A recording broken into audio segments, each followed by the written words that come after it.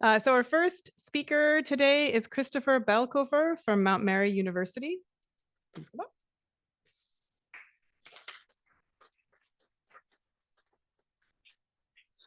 Thank you so much.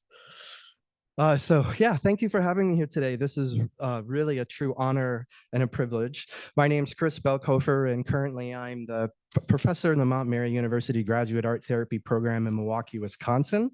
And I've taught and supervised graduate and doctoral art therapy students for over 15 years. And I'm the director of the Mount Mary University's clinical training. In addition, I'm going to go down here. I share a private practice with my wife, Kristen Belkofer, called Clara Healing Institute, where I provide counseling and art therapy services. So today I'm going to talk a little bit about my background as an artist and as an art therapist, and try in this very brief amount of time to tell you some stories and give you a little bit of theoretical orientations to art therapy, and particularly how art therapy in its current models are so aligned with neurobiological theories, particularly around post-traumatic stress disorder. Particularly around the main idea that individuals who experience complex trauma are unable to put this into words, but we can, through the body and through art, release and target some of the underlying effects of PTSD. In addition to that, I'll show some very old preliminary and exploratory research I did on art therapy with quantitative EEG, going back to 2003 and 2014, feeling old. And then I'll end with hopefully a bit of a invitation to you and some suggestions I have for how the work that you're doing can really help the field of art therapy, but also where we are historically at this point in the world too. So I've been a practicing artist and musician for pretty much my entire life, and a mental health researcher and clinician for over 20 years. My PhD is in expressive arts therapies. I have a master's degree in art therapy from the School of the Art Institute of Chicago, but my PhD is in creative arts therapies. So I practice in both what we call a multimodal approach. So I'm a self-taught musician, but I'm an oil painter by training. So this is a painting that I have made in the 2000s for a theater in St. Louis. And then this, under the name Bernadette, is an Alma release that was in response to a panic attack I had, in which I felt that I had to work through this through what we call arts-based research. So I have a link for it if you want to hear it. So far, people have heard it, and it hasn't induced any panic attacks or anything. But that process was creating a guitar with alternate tunings. The standard guitar tuning is E, A, D, G, B, E. I use an E, A, D, F, F, E, so you get these unison frequencies. And I use an effects pedal that records and loops the sound, but you don't quite know what it's going to do after that. So you can check that out if you're interested. Like most art therapists, I have experienced the therapeutic benefits of art making. So my ambient music and oil painting research and clinical practice are all connected by the central idea that when I make art, I am also a participant. So I connect and receive and even learn things from my own art making in ways that are as vivid and real as a relationship with a human being. How is it possible that I can have a relationship with a non-sentient object, a creative conversation with something that is not really technically alive? Why is it that certain colors and shapes and forms leave me and other people feeling changed, understood, informed, and well? In high school, I was a college I was a competitive miler and cross-country runner. And I continue to find many similarities between my altered state of what we call a runner's high and the loss of time, pleasure, and fulfillment I experience when making art. It is common for me to feel more focused, more present, more connected, less anxious, detached, and sometimes even less sad or moody as a result of making art. At the heart of my 25-year journey that brings me here today are two really basic questions. One is there a state of creativity or art making that evokes a biological change in the body and mind? And is this measurable and repeatable? And the second is, how is it possible that I am shaped by visual objects and form? Am I creating art products, or are they creating me? So I want to shift gears a little bit, and as we talk about my own art background and say a little bit about art therapy and how this works and what this might look like. My favorite definition of art therapy is from a former client of mine. She is a 9-year-old girl, and she defined art therapy as a place where you can make whatever you want, however you want, and it makes the bad thoughts go away. My client, in her wisdom, emphasized the making of things. This is a traditional talk therapy relies on language, but the primary catalyst in art therapy, the real driver, is the creative process and the object, specifically the sensory, the kinesthetic, and the bodily act of making of images, all within the context of a helping relationship. So my perspective today and my approach is anchored in my identity as a white male from the Midwest of the United States who specializes in working with children and adolescents suffering from post-traumatic stress disorder. In my first job as an art therapist, I facilitated sessions at a therapeutic day school and residential treatment in Chicago, in a Chicago suburb. If you don't know what residential treatment is, it's kind of like it's a milieu therapy. So the clients live there. Some I got to work with for over 7 years, but it's kind of not really a great orphanage, and it's not really a great outpatient or inpatient either. It's kind of a mix between the two. But it was here that I was privileged to learn firsthand and at ground zero the therapeutic potential of the arts to help clients who were primarily non-responsive to traditional talk therapy approaches. The unique needs of this population, many of whom had been veterans of oppressive mental health systems by the age of 9. I want to say I can't tell you all the details, but they were wards of the state. Many of them had never had a home, they had never had a family, or they were instantly put into custody when they were born. So the demands of the job and actually kind of and the needs of the clients freed me to think creatively and maybe even a little desperately at times. I often joke that when working with one client, I pioneered the don't touch that method of therapy as I followed her around the room. I'd ask her to draw a house, a tree, and a person, which is a pretty basic assessment. But instead, she scribbled aggressively on the paper in a spiral of colors, threw a handful of crayons at me, laughed hysterically, made sounds like a cat, and ran into the adjacent office and locked me out. So no house, no tree, no person. But by anchoring my work in the brain and expanding my definition of what defined art, our sessions improved dramatically over time. A foundation of my approach and a technique in the manner in which I train my students today is called studio-based art therapy, which emphasizes a relational aesthetic. So in this model, we reject the idea of the therapist as a blank slate. Instead, I typically make art along with my clients. I might sit across from them or side by side. I make marks on my paper, they make marks on their paper. Sometimes we work on the same piece of paper. We share materials and supplies, and sometimes we talk, but mostly we quietly and sometimes profoundly share a connection in the creative process. The synchronicity of our actions and bodies and minds, attuning and shifting towards a more calm and secure place of homeostasis.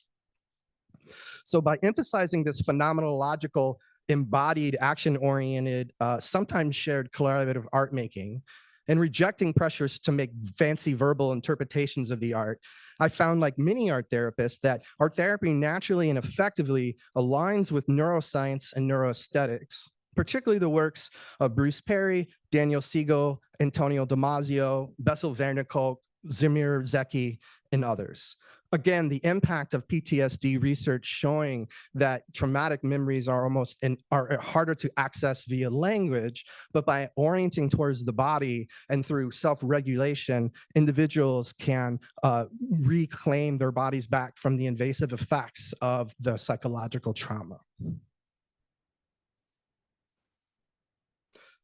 As a master's art therapy student in 2001, I interned at the School of the Art Institute of Chicago.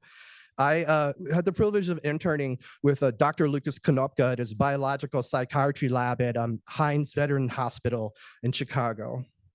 As part of my internship, we conducted an exploratory pilot, and I want to emphasize exploratory.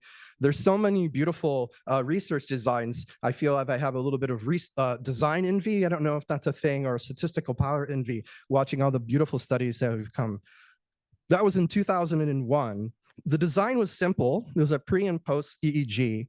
I drew for an hour, and with a net and a bundle of wires not terribly comfortably attached to my head running down my back. You can see two of the drawings here that I created. So as often is the case with life, my master's thesis was good for timing. The study, while modest in design, was the first of its kind and eventually published in 2008. My premise was pretty simple. We didn't really know what was going to happen. There hadn't really been anything like this. And in the art therapy world, it was still somewhat even taboo a little bit to try to move in these directions. But the idea was that if art therapy affects our emotions, it would alter the circuitry and activity of our brain. And conversely, if art therapy alters our brain, we could expect it to affect our emotions. I was able to follow up my pilot study with a larger sample, not much larger, but in collaboration again with Dr. Lucas Konopka and the help of Dr. Amy van den Hecke from Marquette University for my doctoral research at Lesley University, which led to publication in 2014. We added oil pastels and large drawing paper, but again used a pre-post design. We compared artists and non-artists, and we found that both presented with increases in their amplitude of alpha band brain frequencies. Do any of you want to guess which one is the artist group? I'll show you A and B. So raise your hand if you think B is the artist group. Raise your hand if you think A is the artist group. Yeah, that's correct.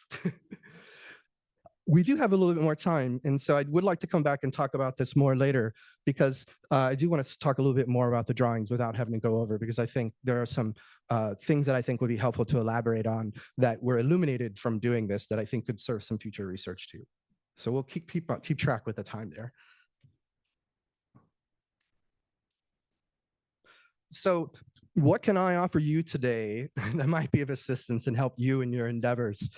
What have I learned that I might share with you that might be practical, of use, or perhaps even inspirational?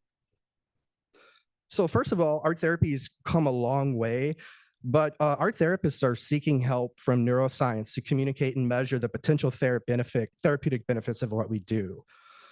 Do different media impact the brain in different ways, and can these differences be used for treatment?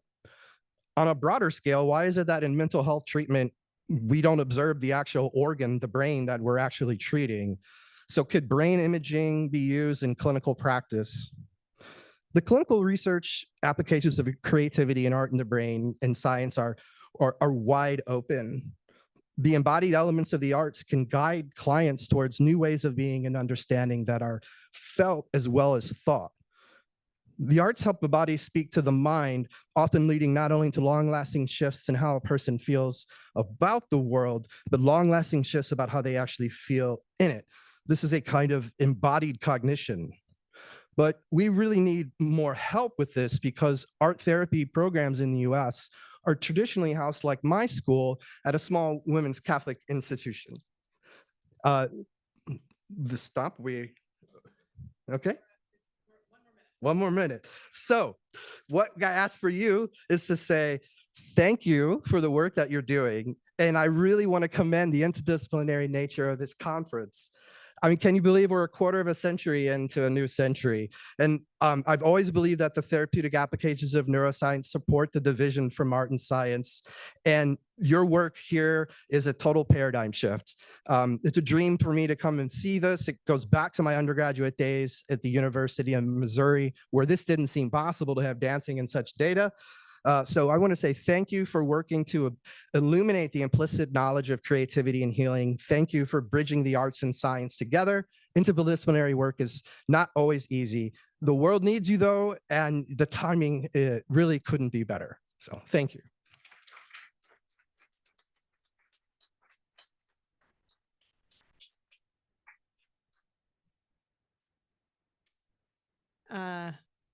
And next, is this the right back one? Oops, sorry.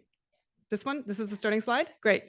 So it is my great pleasure to introduce who can I now call you, our resident artist, who's been in our lobby and who has just done this most beautiful work that we've all hopefully observed during our poster sessions and coffee breaks and lunch breaks, Janine Carson. Thank you. I'm so excited to be a part here and to be kind of adopted into the family that you're creating. I am strictly an artist, a visual artist who is neurocurious. And you might wonder, well, what in the world does your first slide have to do with your presentation? But the fact is that my journey started because of this genetic sequence. This genetic sequence completely changed my future as an artist and what I thought I would be doing with my life. And that came because of, and it's called 22q13, as you've read, because of my daughter. And my daughter was diagnosed with this early on. And as you can imagine, that was devastating news to myself as a parent and my husband. And we wondered, what in the world were we going to do in response to this? So the genetic, can I just say, can I get my notes up here? No, they're not on. I could easily ramble, but we don't want to do that. Then I don't know that we have them. Yeah. Do you have them? They should show up here. Okay.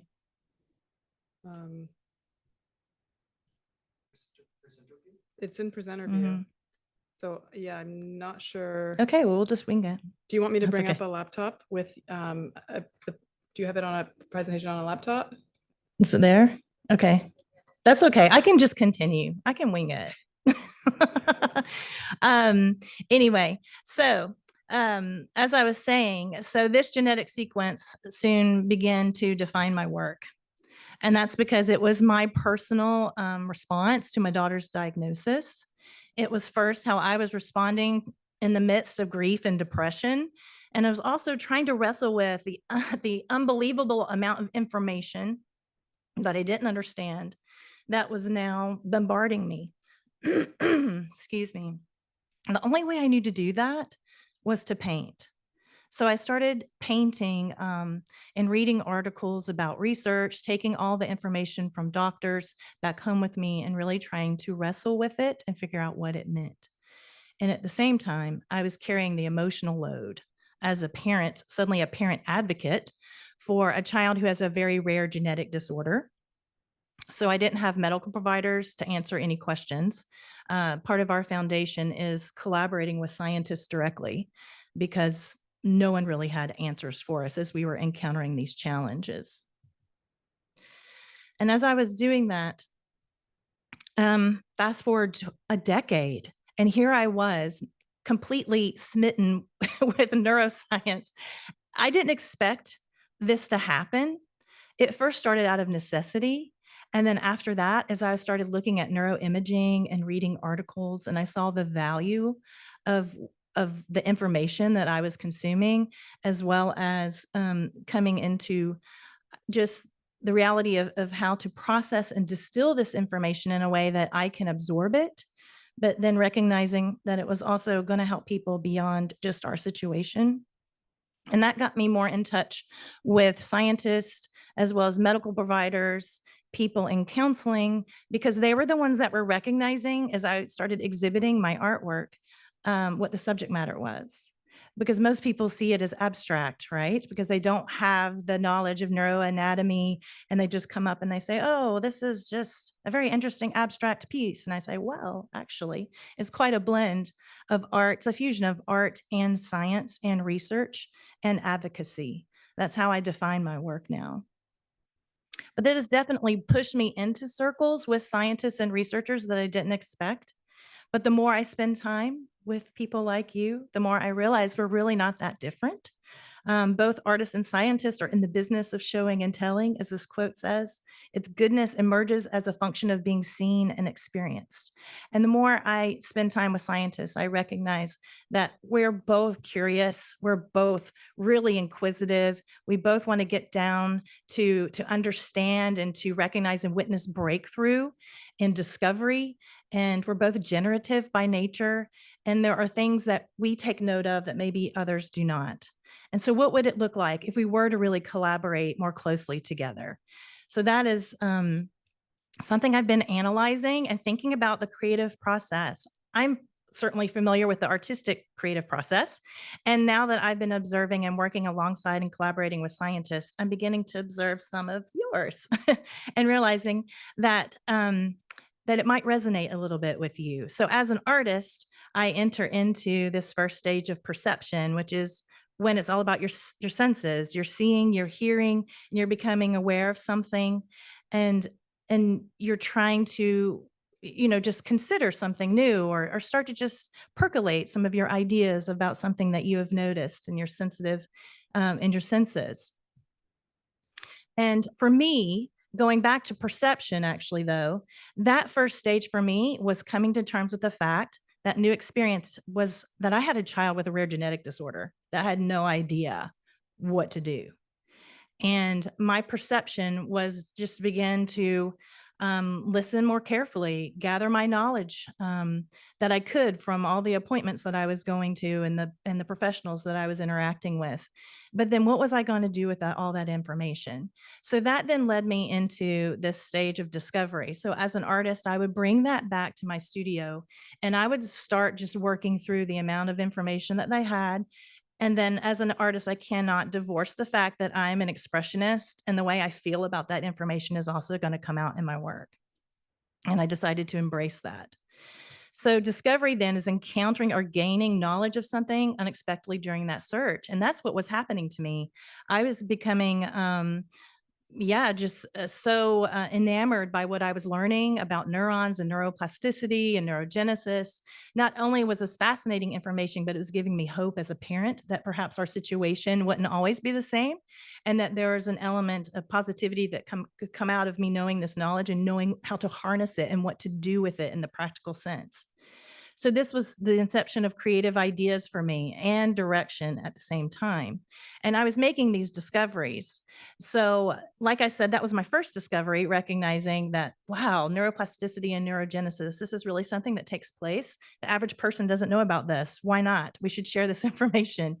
And then recognizing that I was looking at, as I was doing my study, there were things that started to come out in my artwork as it was becoming more valuable to me, this information. And I thought, how can I represent this in a way that the average person on the street, the typical person that doesn't know this information, how can I do this also in a way that's attractive and colorful and not just full of words? So I now have a daughter who's nonverbal. It's completely changed my life. None of what we say is based on text and words. She's been, affected by global developmental delay. So it's affected every sense of her life and has completely changed the way that I've learned to communicate. Yes, I happen to be an artist. I don't necessarily need words to communicate, but this has also pushed me even further to understand that and to begin to practice that. So these were images that I've created in response to the information that I was learning about. This one is called Cycle of Thought. I was learning about the neural connections and the networks, but at the same time, I was wrestling with my own cycles of thought. Were they going to go to a place of despair, or were they going to go to a place of hope and positivity? And that was a choice that I had to make. So for me, every single painting I was making was a choice I was making for myself. And I didn't recognize at the time. I felt that it was a cathartic process, but I really didn't recognize what was coming out in my work. And so as I began exhibiting this in general public places, I was having conversations with people I never expected, and they were beginning to recognize in my whole body of work changes that were taking place that I was completely blind to, and I needed someone else to point that out to me. So from discovery, as I was going to produce this work, this was when I was giving shape and form to what these ideas, right, that I was uncovering, just like you would do in science in a process, much the same. And I was trying to make them tangible. So I was constantly wrestling, how do I coalesce scientific research information with the artistic expression, but also the human story. So I see it a bit as a three-way street for me when I create artwork. And it was beginning to revolutionize the way that I thought. I didn't recognize until further on in the process how much my own what's the word? Just my own perspective had changed through my act of creating through this time. And I'm talking about this is several years. It wasn't a quick thing. But just to give you an example, so this is a picture called A Bird's Simple Song that I painted, and it was in response to a scientific discovery that I came across in my research that looked specifically at canaries and how they have the capability to change their songs for each season. They do not sing the same song in every season. And for me, that was a symbol of hope and also something that I could adopt, saying, oh, well, we just need to learn to humans to learn a new song in a new season. We can't sing the same song all the time. So I wanted to take that and put it into an image to then speak that into the people that I would interact and intersect with at the same time, because I was thinking this is something all of us should know. I can't keep this to myself. And I just felt more and more compelled to engage, which was the next stage of the creative process. Is after you've created something or discovered something and you've produced it, then what are you going to do with it? How are you going to engage with the people that you want to hear this information? So this was the intentional sharing of what I had created for others to experience. So that happened for me through exhibitions, through workshops. And I was just trying to make it accessible to the audience and realizing then that it was also target audiences like you all that I never expected to be in contact with. And what was that going to look like? Because I had never done this before. It was quite foreign to me. But it was, again, as I was taking this information, it was becoming valuable to me as an individual and as a parent and as an advocate. But it became more than information just for me and my situation and my daughter. It drove me towards other people. So my artwork became more empathetic, I think. And I started interviewing people that were dealing with some sort of cognitive challenge or impairment, or they could be a caregiver, or they could work for a foundation and be a representative of people that have had some sort of challenge. So I would interview them and I would say, what does it feel like for you? I know what the facts might be, but what does it feel like for you to live in this reality? And it was a very humbling and a sacred space to be in with people, and very uncomfortable. I'll be honest, and quite often it can feel quite awkward. But I found people were just so happy that, or so pleased that someone would want to walk into their suffering with them and really ask them what it felt like.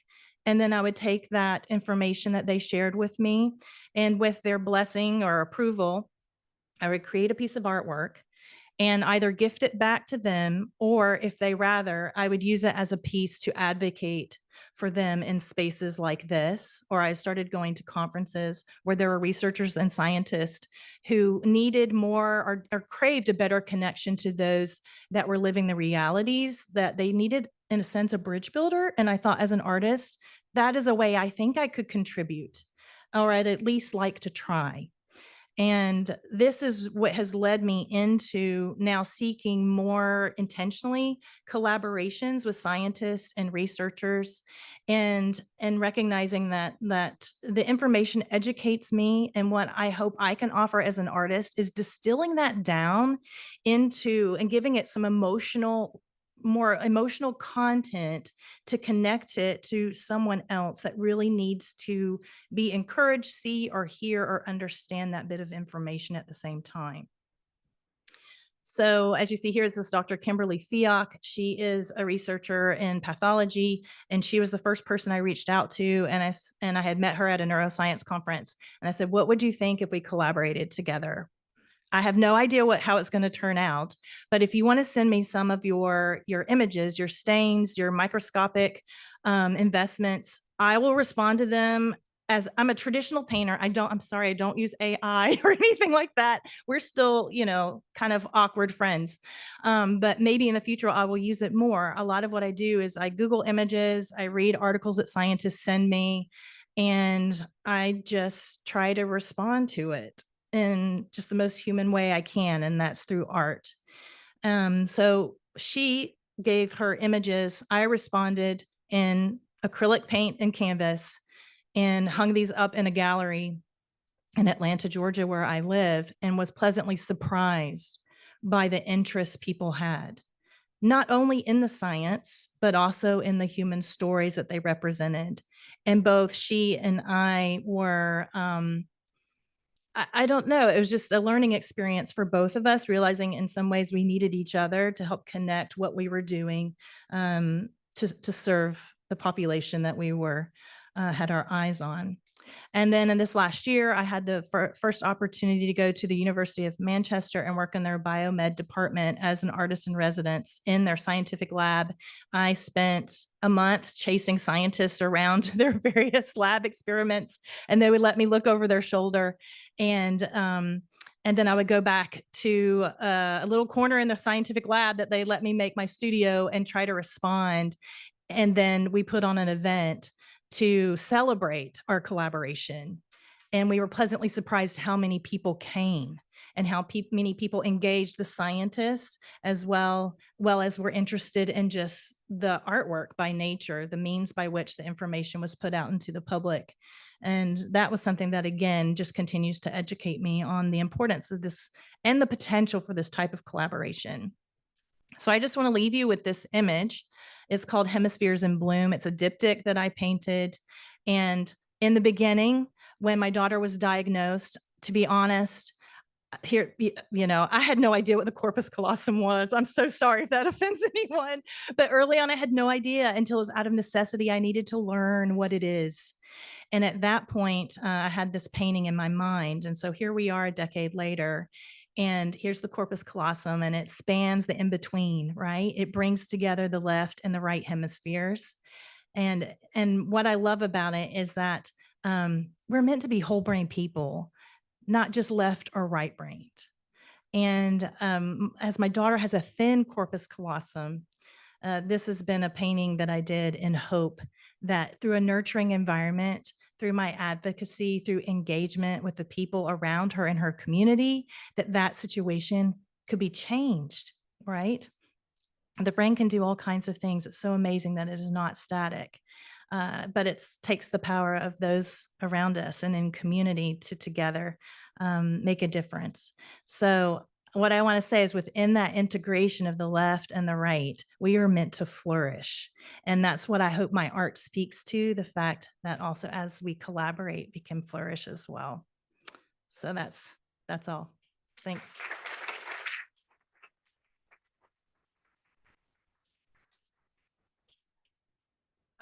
Do we have any questions for Janine? Yes. Thank you. She's my model.